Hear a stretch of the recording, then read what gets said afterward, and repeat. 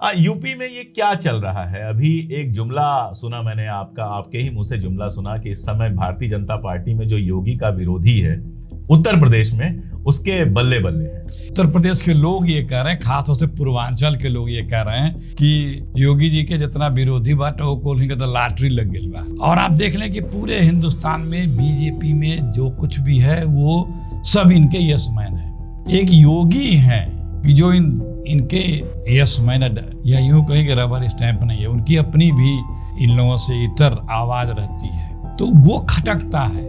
सीधे मैं पूछूं कि क्या अमित शाह योगी के बीच में उत्तराधिकार का संघर्ष चल रहा है? नहीं, ये बात तो जग जाहिर है। वोट चोरी को एक बड़ा मुद्दा बनाया गया। बिहार चुनाव का जब रिजल्ट आया तो बहुत सारे एक्सपर्ट्स का ये कहना था कि बिहार में वोट चोरी कोई मुद्दा नहीं था, इसको उछाला गया, इसलिए जनता को खास समर्थन नहीं मिला। अब राष्ट्रीय स्तर पर वोट चोरी को जिस तरह से मुद्दा बनाने की कोशिश की जा रही है, आपको लगता है इससे सफलता आप लोगों को मिलेगी? बीजेपी को हर कोई इस रूप में देख रहा है कि ये वोट में बेईमानी करते हैं, चोरी करते हैं।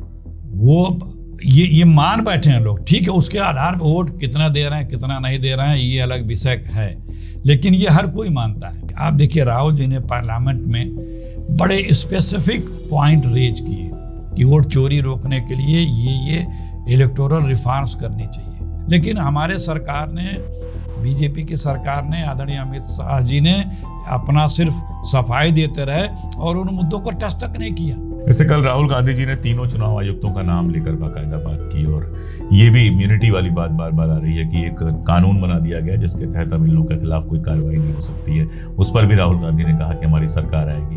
लेकिन सरकार आएगी कैसे अगर ऐसे ही चुनाव होते रहे? अगर वाकई जो आप कह रहे हैं और जो राहुल जी आरोप लगा रहे हैं सही है, तो ये तो ऐसा लग रहा है कि वोटर लिस्ट को वंस फॉर ऑल ऐसा चेंज कर दिया जा रहा है कि अब इसके बाद किसी और पार्टी की सरकार ही नहीं आएगी। चक्कर क्या है कि विपक्षी आवाज हम लोग किससे लड़े? पार्टी से लड़ो, संवैधानिक संस्थानों से लड़ो, मीडिया से भी लड़ो, हमारे इंडस्ट्रियलिस्ट हैं वो भी, सब उन पे उनका नियंत्रण है।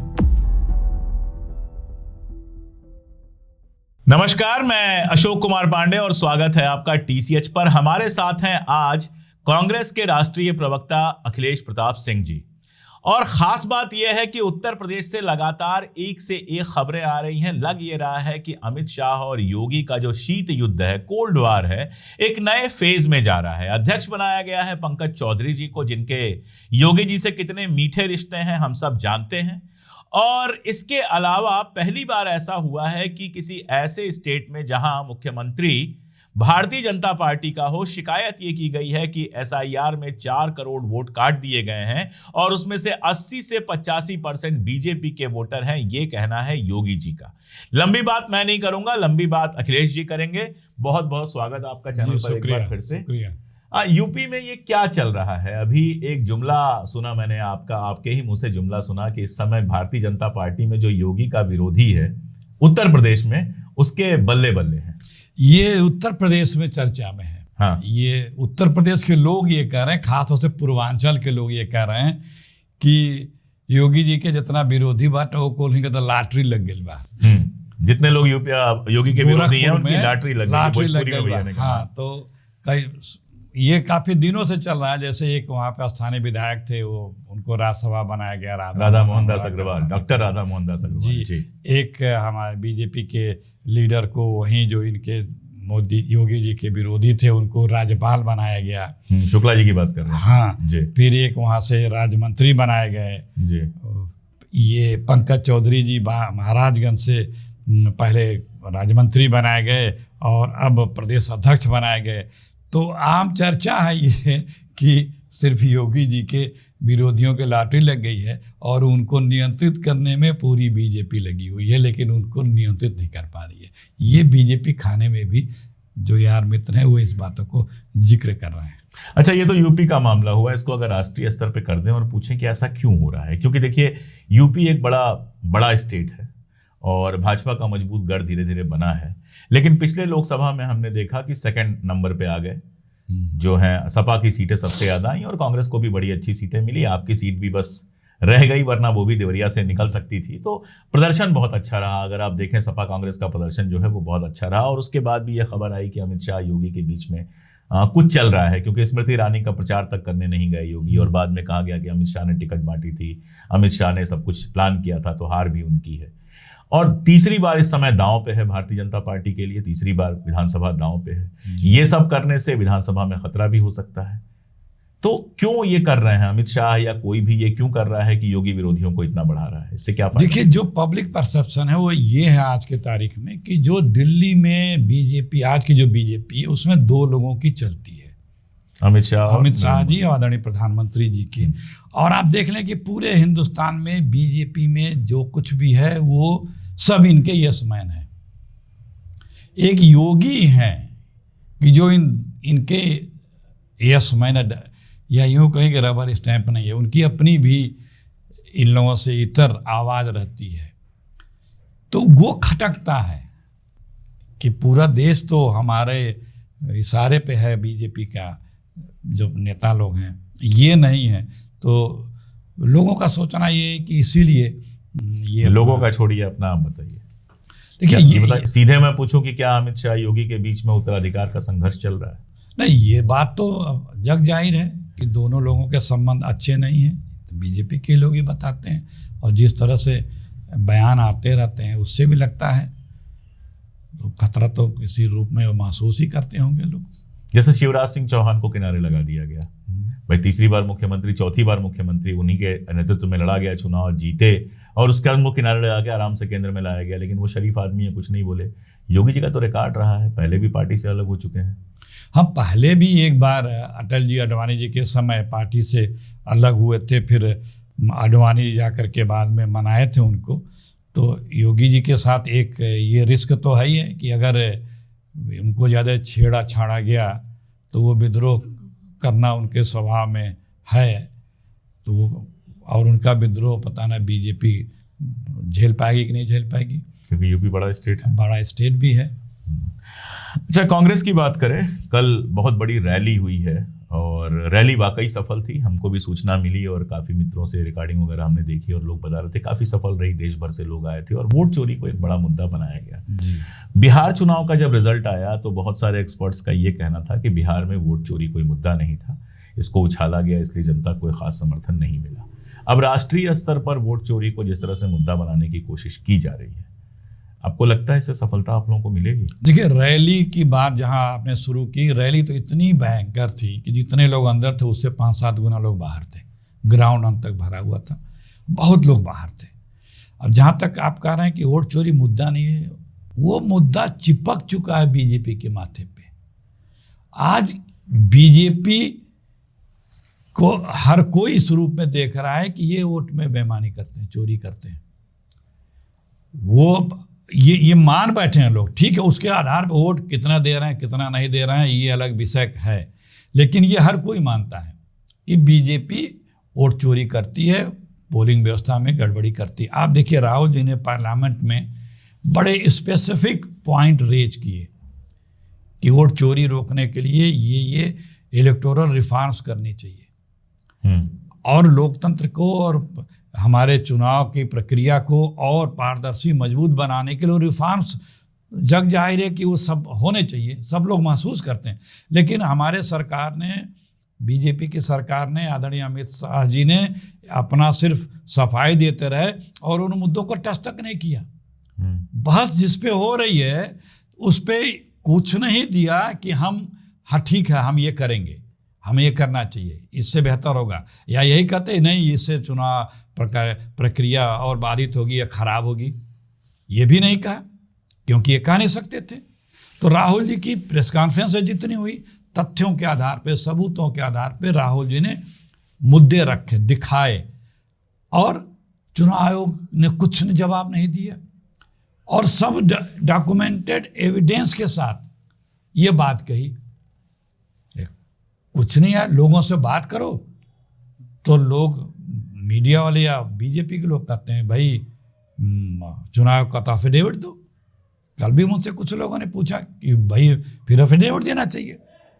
मैं तब से बार बार सबसे यही कहता हूँ जो ये सवाल करता है एफिडेविट का, मीडिया कोई खबर अखबार में छापती है या न्यूज़ में दिखाती है भ्रष्टाचार का, करप्शन का, क्राइम का, किसी बड़ी अनियमितता का, तो सरकार उस पर संज्ञान लेती हैं, ये विधिवत संज्ञान लेती हैं, बाकायदा एजेंसियां उसका पड़ताल करती हैं, उस पर कार्रवाई करती हैं, आज उन्हें शुरू से करती हैं। तो क्या कभी सरकार ने उस मीडिया कर्मी से एफिडेविट मांगा? अगर कहीं अनियमितता हुई है जिसके बारे में डिटेल ऑथेंटिक सूचनाएं आ रही हैं, चाहे वो किसी जिम्मेदार व्यक्ति लीडर अपोजिशन बोल रहा है, मीडिया अगर तथ्यों के साथ लिख रही है, तो ये तो जिम्मेदारी एजेंसियों की है कि वो स्वतःस्फूर्त उस पर संज्ञान लेके उसकी छानबीन पड़ताल करें कि क्या सच्चाई है। किसी पत्रकार से आज तक तो उसके स्टोरी पे जांच करने के पहले किसी जांच एजेंसी ने तो उससे एफिडेविट तो नहीं मांगा, हमने तो नहीं सुना। जांच हो जाती है, जो गलत सही होता है वो परंपरा रही है, पहले उस पर कार्रवाई होती रहती है।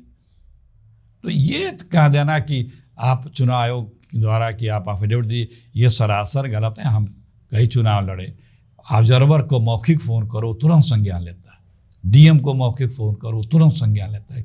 चुनाव के दौरान आप चिट्ठी लिख करके देंगे, वोट पड़ रहा, प्रचार कर रहा है, कब तक होगा तब तक। अब कोई रुपया लेके जा रहा है, किसी ने कहा भैया वहाँ पैसा बन रहा है, तो एफिडेविट दिया जाएगा, उतने में तो रुपया बन जाएगा। हाँ, या वहाँ पे कुछ लोग इस तरह के कर रहा है, अरे तुरंत फ़ोन से बताया जाता है, तुरंत तमाम कमेटियाँ होती हैं, स्टैटिस कमेटी होती है, कौन कमेटी होती है, खट से ऑब्जर्वर होते हैं, उड़ाका दल होता है, वहाँ पहुँचते हैं।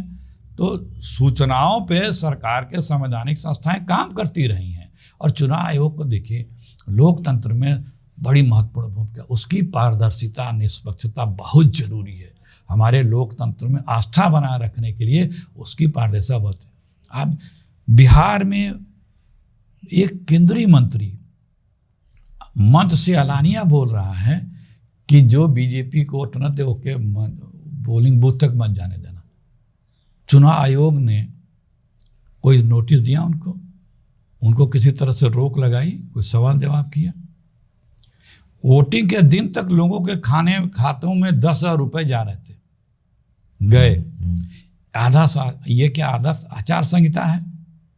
इसके पहले कांग्रेस की हुकूमतों में तो नई योजनाओं की विकास योजनाओं को भी पैसे रुक जाते थे। ये बिल्कुल नॉर्मल सी बात थी। और 30 दिन से 45 दिन के बीच में नोटिफिकेशन जारी हो जाता था, उसके बाद ये सब बंद हो जाता था। कि कांग्रेस के कितना हो बड़ा लीडर हो, अगर उसके द्वारा बोलने में भी कोई ऐसी चीज का उल्लंघन हुआ हो तो न्यूज रिपोर्ट के आधार पे चुनाव आयोग संज्ञान लेता रहा है। तो आज क्यों नहीं ले रहा है? क्योंकि चुनाव आयोग हो तब न ले संज्ञान। चुनाव आयोग तो अब ऐसे कल राहुल गांधी जी ने तीनों चुनाव आयुक्तों का नाम लेकर बाकायदा बात की, और ये भी इम्यूनिटी वाली बात बार बार आ रही है कि एक कानून बना दिया गया जिसके तहत अब इन लोगों के खिलाफ कोई कार्रवाई नहीं हो सकती है। उस पर भी राहुल गांधी ने कहा कि हमारी सरकार आएगी। लेकिन सरकार आएगी कैसे अगर ऐसे ही चुनाव होते रहे? अगर वाकई जो आप कह रहे हैं और जो राहुल जी आरोप लगा रहे हैं सही है, तो ये तो ऐसा लग रहा है कि वोटर लिस्ट को वंस फॉर ऑल ऐसा चेंज कर दिया जा रहा है कि अब इसके बाद किसी और पार्टी की सरकार ही नहीं आएगी। नहीं, देखिए, विपक्ष में या विपक्ष का जो मेन काम है सदन से लेकर सड़क तक मुद्दों को उठाना और जनता को जागरूक करना। राहुल जी ने इस देश की जनता को ये इतना तो जागरूक कर दिया है कि मोदी जी पोलिंग में, चुनाव में गड़बड़ी करते हैं, लूट करते हैं, चाहे बिहार चुनाव हो, चाहे हरियाणा का चुनाव हो, चाहे महाराष्ट्र का चुनाव हो, और लोगों को उस पर यकीन है, उसके तथ्यात्मक प्रूफ है। अब ये बात अलग है कि हमको 100% लोगों को जागरूक करना है, क्योंकि वोट किसी और का। लेकिन एक बात लगातार कही जाती है कि राहुल गांधी जो है वो फुल टाइम पॉलिटिशियन नहीं है, अभी भी शायद जर्मनी जा रहे हैं, बार बार विदेश चले जाते हैं। वो भी पॉलिटिक्स है। वो दुनिया में उनको लोग बुलाने, सुनने, समझने के लिए, बात करने के लिए, उनकी विचारधारा को, उनके विचारों को जानने समझने के लिए बुलाते हैं। किसी और को क्यों नहीं क्यों बुला ले रहा है? बड़ी बड़ी यूनिवर्सिटीज, बड़े बड़े जीनियस दुनिया के, अपने अपने फील्ड के, वो राहुल गांधी के साथ डिस्कशन कर रहे हैं, उनका इंटरव्यू कर रहे हैं, उस पर उनका ओपिनियन ले रहे हैं। किसी और को ये अवसर क्यों नहीं मिल जा रहा है? ये भी कहा था कार्यकर्ताओं से मिलते नहीं है, कार्यकर्ताओं को मिलने का टाइम राहुल नहीं जी से ज्यादा तो ओपनली कोई नेता को मिलता हो बताइए? जब निकलते हैं तो सबसे मिलते रहते हैं, खूब मिलते हैं। नहीं, जनता से नहीं, कार्यकर्ताओं से, पार्टी के अरे भाई उसमें कार्यकर्ता भी रहते हैं, उसमें जब आते हैं तो उसमें तो कार्यकर्ता भी रहते हैं। और राहुल गांधी ऐसे वक्त हैं कि 12-1 बजे रात को कार्यक्रम करके बाहर दौड़ा करके आते हैं, सुबह 5 बजे फिर निकल लेते हैं, 8 बजे फ्लाइट होती है, फिर मीटिंग करते हैं, फिर 11 बजे आते हैं, फिर सुबह जाते हैं। वो तो सब पब्लिक डोमेन में सब दिख रहा है। उनके जैसा फुल टाइम राजनीति करने वाला और मुद्दों पे, मूल्यों की राजनीति करने वाले राहुल गांधी, सत्ता के लिए समझौता करने वाले राहुल गांधी नहीं। बातचीत चल रही है, एक और चीज मैं पूछूंगा आपसे, पूछ सकता हूं क्योंकि आप परिवार के भी करीब हैं, कि ये टी शर्ट क्यों लगातार पहन रहे हैं? ये बात भी कही जा रही है कि सीरियस पॉलिटिशियन है, जैसे आप देखिए शर्ट पहने हैं, ये नेहरू जैकेट पहने हुए हैं, तो गांधी जी, ये राहुल गांधी जी लगातार टी शर्ट में क्यों दिखाई दे रहा है? उससे वो सीरियस पॉलिटिशियन नहीं दिखते? नहीं, टी बहुत शर्ट लोगों में का कहना है। नहीं, ये जो कहता है वो गलत कहता है। राहुल गांधी अपना एक जो कलेवर है उस हिसाब से। अब कोई कहे कि महात्मा गांधी जी लंगोटी क्यों पहनते थे, ये सवाल राहुल जी से। तो महात्मा चुनाव नहीं लड़ते थे ना, लेकिन पॉलिटिक्स में थे ना। हाँ बिल्कुल। राहुल जी से ये बात जो आप कह रहे हैं कि टी शर्ट क्यों पहनते हैं, यात्रा में पूछी गई थी और उन्होंने इसका जवाब दिया भी था। नहीं, यात्रा में ठीक था, लेकिन जिस फॉर्मल प्रोग्राम में जाते हैं संसद के अंदर, सिर्फ परिधान से अगर किसी की पहचान हो तो वो तो क्रेडिट मोदी जी अब इतना बढ़िया बढ़िया कपड़ा पहनते हैं। हाँ, तो वो तो मोदी जी को जाता है, दिन में कई बार बदलते हैं। ये कपड़े ये सब मायने नहीं रखते। आपके सोच क्या है, आपके विचार क्या हैं, आपके लिए महत्वपूर्ण मुद्दे क्या हैं, आप जनता के लिए क्या सोचते हैं, ये जो है उसका कोई मुकाबला कर ले राहुल जी का। राहुल जी ने सदन में, पूछ लो फिर परिवार से बाहर चलूंगा। प्रियंका गांधी का इस बार लोकसभा में मैंने भाषण सुना और मैं बिना किसी शर्म के कह सकता हूं कि मुझे वाकई इंदिरा जी के भाषणों की याद आई। जो विट खास तौर पे था, जो आप भी जब बहस करते हैं टीवी चैनल पे आते हैं तो जो एक मजे लेने वाला मामला होता है, व्यंग करने वाला मामला होता है, हल्के से मुस्कुरा के जो होता है, वो सब उनके अंदर दिखाई दिया, बहुत सहज हिंदी में और सब कुछ। राहुल जी जब गुस्से में आते हैं, ये हमारे ऑफिस में ही बात हो रही थी, हम लोग वीडियो देख रहे थे, तो बोले जब गुस्से में आते हैं तो वो अंग्रेजी बोलने लगते हैं। अच्छा, अंग्रेजी उनकी बहुत अच्छी है, चूंकि हम लोग अंग्रेजी में पढ़ते हैं तो समझ सकते हैं कि अंग्रेजी उनकी बहुत अच्छी है, अंग्रेजी उनके साहित्यकारों जैसी अंग्रेजी है, लेकिन आम जनता तक नहीं पहुंचती वो। नहीं, ऐसा नहीं है। प्रियंका जी भी जिस तरह से बात करती हैं, होता क्या ना कि हम लोग या ज़्यादातर जो लोग हिंदी को ठीक से समझते हैं, हाँ, तो उनको वो ज़्यादा अपील कर जाता है कि प्रियंका जी इस तरह से बात रख रही हैं और मुस्कुरा के। राहुल जी भी मुस्कुरा के खूब अच्छा जवाब देते हैं और बहुत सटीक जवाब देते हैं। लेकिन पार्लियामेंट में अंग्रेजी या हिंदी जो भी हो, वो राहुल जी अक्सर दोनों लैंग्वेज में बात रखते हैं, हिंदी में भी रखते हैं, चाहे प्रेस कॉन्फ्रेंस हो चाहे सदन में हो, दोनों बात रखते हैं। लेकिन जवाब देने में, क्योंकि देखिए जीनियस तो लोग हैं ही हैं और उन लोगों को नॉलेज भी है हर फील्ड का, एकदम ज़मीन की सूचनाएं रहती हैं।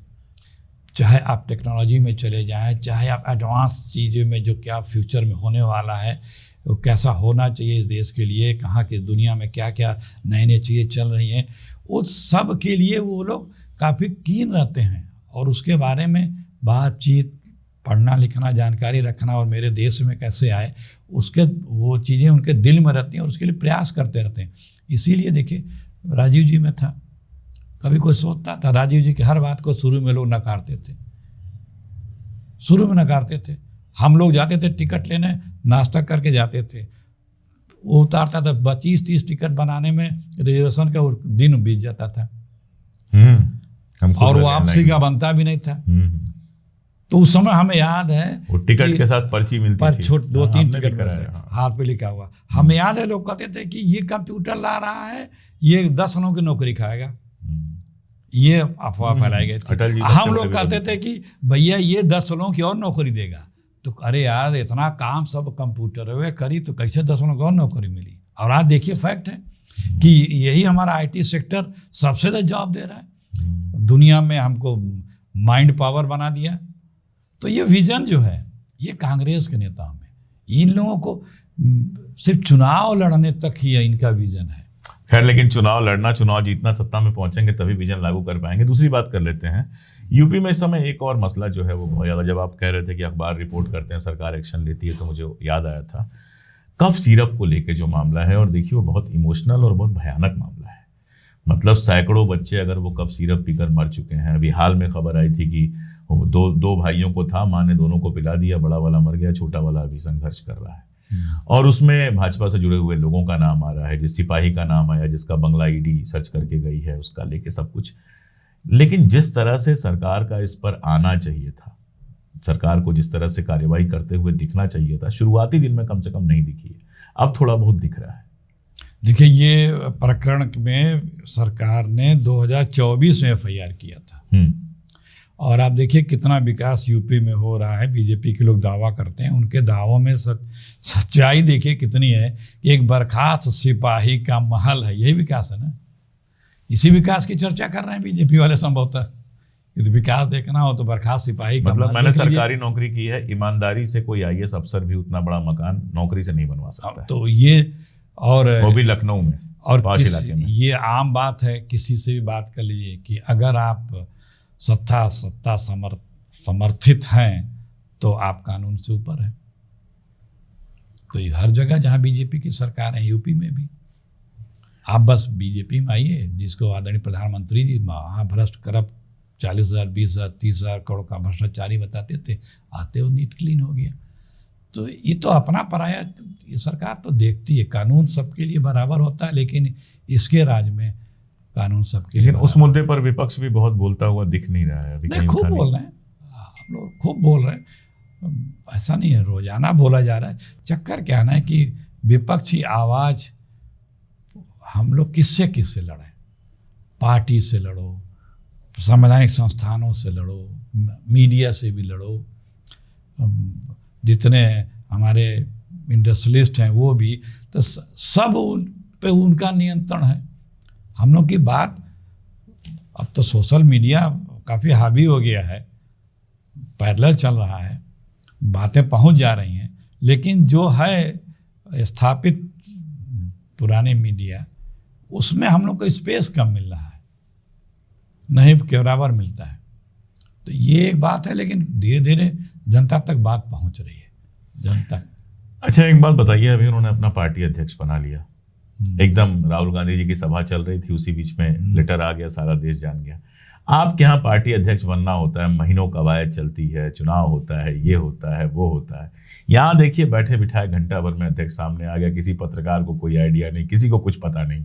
कल हम फोन किए कई पत्रकार मित्रों को, जो हमको फोन करके, और कई सूत्रों को जो फोन करके बता रहे थे कि ये बनेगा, वो बनेगा। हम कहे तुम सब लोग बेकार हो चुके हो, भाजपा के बारे में अंदर किसी को पता नहीं है। तो ये सब वहाँ सर्वसम्मति से हो जाता है। आपके यहाँ इतना उठा पटक होती है, चुनाव होगा, ये होगा, वो होगा। हमारे यहाँ लोकतंत्र है। अब वहाँ पे क्या है, आप देखिए पर्ची आती है, पर्ची कल आ गई, खुल गया। अब विडंबना देखिए, कहेंगे हम लोकतांत्रिक प्रक्रिया वाले हैं।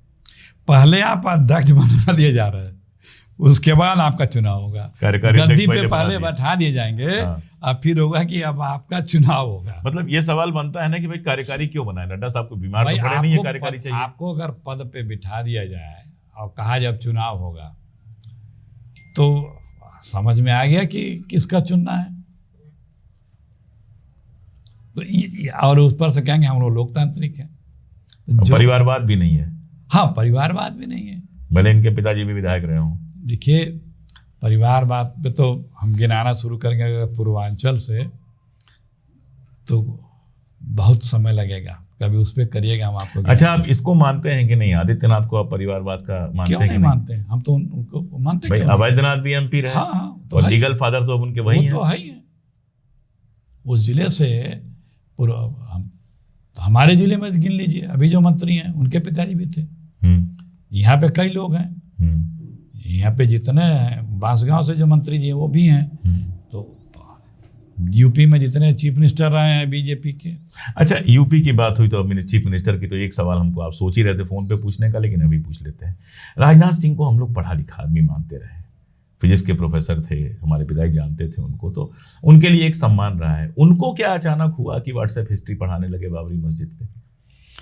देखिए बीजेपी में कौन से लोग कोई भी क्राइसिस पे फेस बन के सामने आते हैं। आप देखिए दिल्ली के मुख्यमंत्री देख लीजिए, रेखा गुप्ता जी। हाँ, वो कितने ज्ञानी है, कितने टेम्परेचर वाले उससे नाप नहीं, उनका पहले का ट्वीट देख लीजिए।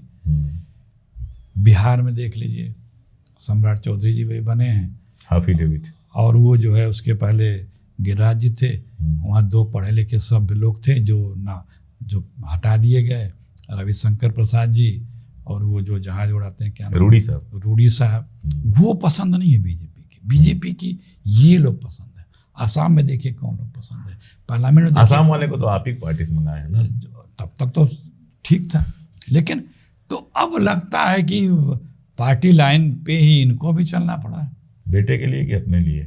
कि अपने पास तो कुछ अब है नहीं, जो भी हो, जब वहाँ रहना है तो जिसके लिए भी रहना है तो पार्टी लाइन तो झूठ बोलने के लिए या मतलब आप कहना चाह रहे हैं कि भाजपा में रहने के लिए आदमी को व्हाट्सएप वाला इतिहास ही पढ़ाना पड़ेगा। हाँ, वो भाई अगर सत्य है तो सबको पता है कि क्या चीज सत्य है। और ये सबको हर्ट हुआ जो आपको कह रहे हैं कि राजनाथ सिंह जैसा व्यक्ति इस तरह का बात कह रहा है, जिसने कभी ऐसी हल्की बात नहीं की, तो सबको आश्चर्यचकित हुआ। अब यूपी में क्या तैयारी आप लोगों की है? बाकी सब छोड़ दीजिए, इसकी बात की जाए, क्योंकि बिहार का चुनाव तो निपट गया। बंगाल में कुछ बहुत खास नहीं है आपके पास करने के लिए। ठीक है, पिछली बार 0 हो गया था, इस बार हो सकता है कि कुछ सीटें लाएं आप। तमिलनाडु में तो स्टालिन ही बेसिकली लड़ेंगे, उनके साथ आप लोग लड़ेंगे, तो जो भी होगा देखा जाएगा। केरला में बहुत अच्छा रिजल्ट आया है, अभी जो नगर पालिकाओं का रिजल्ट आया है, वो तिरुवनंतपुरम को लेकर जो नाटक हो रहा है, मैं जानता हूँ वहाँ बहुत दिनों से लेफ्ट का शासन था और जो हुआ। यूपी एक ऐसी जगह है जहाँ नज़र हम लोगों की बनी रहेगी। क्या तैयारी है? सपा के साथ ही लड़ेंगे? सपा के साथ है, अभी तक सारा सब कुछ चल रहा है। और देखिए यूपी में कांग्रेस पार्टी ने अपना संगठन काफ़ी हद तक खड़ा कर लिया, नया संगठन। अच्छा, सब जगह हमारे जिला अध्यक्ष बन गए, ब्लॉक अध्यक्ष बन गए हैं, नीचे हमारे वार्ड लेवल की कमेटियां बन गई हैं, 60% ज़्यादा हमारे बूथ कमेटियां बन गई हैं।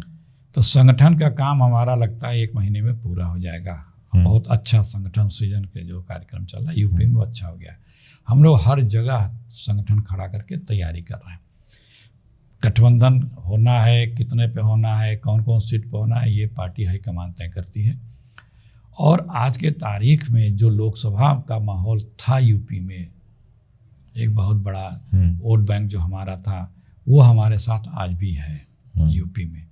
और हम आपको गारंटी के साथ कह रहे हैं, यूपी से बीजेपी की विदाई शुरू होगी।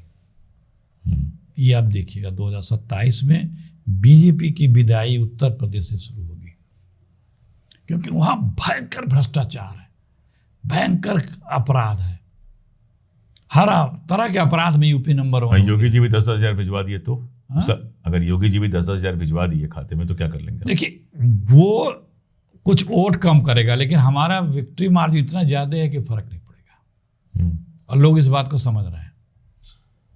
मायावती जी के साथ क्या बेरोजगारी, नौकरी, एक नौकरी नहीं होती। मायावती जी तो बीजेपी के बी टीम में, अब तो सब लोग जान चुके हैं, उसमें कोई अब आप ऑन रिकॉर्ड कह रहे हैं, हम भले यूट्यूब है लेकिन नेशनल चैनल हम भी हैं। हाँ, सब लोग कहते हैं, सब लोग कहते हैं कि वो बीजेपी से मिली हुई हैं, बीजेपी के लिए अपील कर देती हैं।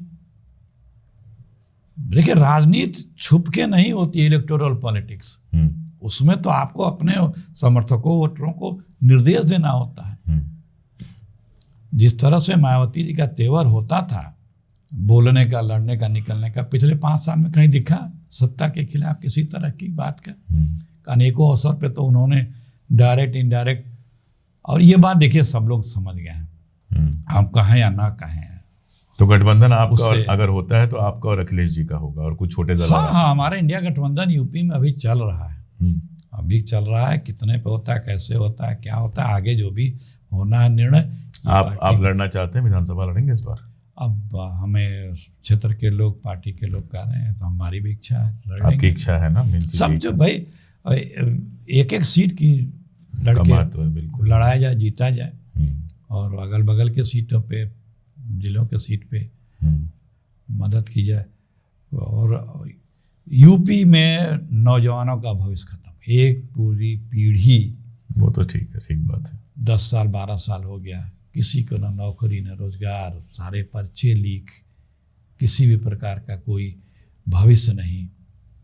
और महिलाओं के साथ, किसानों के साथ नकली बीज आ रहे हैं। अभी आते में रास्ते में फ़ोन आया महाराजगंज से कि वो कौन सी बीज का नंबर, ये गेहूं का यहाँ पे हरदोई में बनी थी, वो जितने लोग उस बीज को बोए सरकारी दुकान से लेके किसी का नहीं जमा।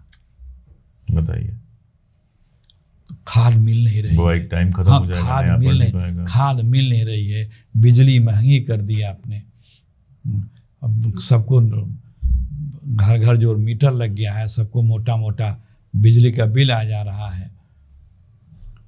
तो समस्याएं बहुत हैं, बहुत समस्याएं हैं, और लोग ऊब चुके हैं इस सरकार से, क्योंकि इतना प्रचंड बहुमत के बाद हर तरह की सरकार, केंद्र की इनकी, प्रदेश की इनकी, जिला पंचायत की इनकी, नगर निकाय की इनकी, और काम कुछ नहीं, आउटपुट कुछ नहीं। तो लोग तो इस बात को जमीन पे देख ही रहे ना। महंगाई आप देख लीजिए, डॉलर कहाँ गया, क्या बयान आता है, रुपया नहीं कमजोर हुआ, डॉलर मजबूत हुआ। ये विदेश की वित्त मंत्री का बयान है। कोई बोल रहा है मंत्री कि हम अब रुपया लेके विदेश में शॉपिंग का रुपया चलता खरीद लेता है। अच्छा, दुबई कह रहा था, दुबई हमारा सगा भाई रहता है। हमने पूछा, बोला क्या बेवकूफ़ी की बात करो, कि माताएं जाती रहती हैं तो हर बार उनको दिरहम चेंज करा के मैं यहाँ से देता हूँ। तो हमने कहा जब रुपया चलता है दिरहम क्यों उनको दें हम? तो बोला क्या बेवकूफ़ी की बात कर रहे हो, मंत्रियों की बात भरोसा मत करो। हाँ, एक कोई बोल रहा है कि डॉलर गिरे चाहे मजबूत, हमसे कह लेना, हम लोग कोई डॉलर में काम करते हैं। तो ये बीजेपी के बड़े बड़े नेता बोल रहे हैं। आप सोचिए, हमारा कर्जा बढ़ता जा रहा है, बजट का 1/4 लगभग कर्जे की सूद देने में जा रहा है। आप इमेजिन करिए कि दूसरा जब आएगा तो उसे कौन सी इकोनॉमी मिलेगी? जली हुई इकोनॉमी, खाली इकोनॉमी। हाँ, तो चलिए, अब यूपी के इलेक्शन का तो इंतजार हम लोग कर ही रहे हैं, क्योंकि वहां से बहुत कुछ तय होगा। और आपसे बात करना तो खैर अलग से भी अच्छा लगता है, यहाँ पे भी अच्छा लगता है। और अखिलेश जी हमारे शहर के हैं तो परिचय पुराना है, बहुत सारी बातें होती रहती हैं। और आज तो मैं इतिहास पे भी उनसे बात करना चाहता था, क्योंकि कांग्रेस के प्रवक्ताओं में अखिलेश जी उन गिने चुने लोगों में से हैं जो इतिहास पर भी उतने ही अधिकार के साथ बोलते हैं जितना वर्तमान पर अपने क्षेत्र में अपने तरीके से काम करते ही हैं, विधायक रहे हैं और अभी तक उनके विकास कार्यों की चर्चा की जाती है। बहुत सारी बातें करनी थी, कुछ बातें हुई, कुछ अगली बार के लिए। बहुत शुक्रिया, बहुत शुक्रिया।